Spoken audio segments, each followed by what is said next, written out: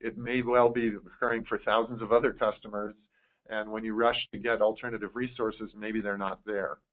So smart folks, when Sandy was pending, smart companies had already allocated some resources in other regions so that they didn't get caught short on that.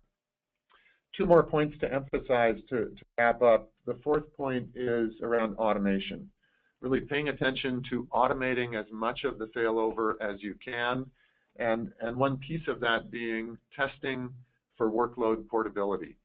So if you're going to fail over from cloud infrastructure A to cloud infrastructure B, is it within the same vendor? Is it two different vendors? Is it from private to public or public to private?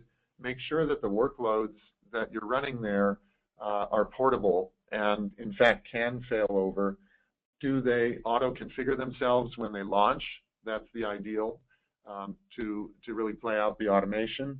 And then finally, test, test, test. When I say test for portability and automation, obviously you have to test the failover frequently to make sure that it really does function.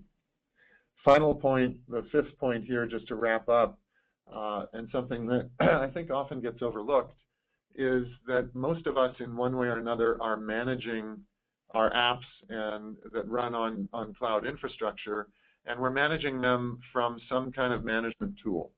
Obviously, RightScale offers one, so there are others out there, but it's important to think about separating the management layer from the application and infrastructure layer that you're managing.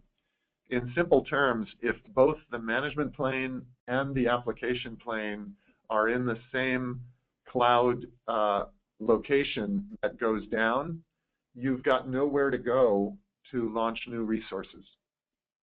And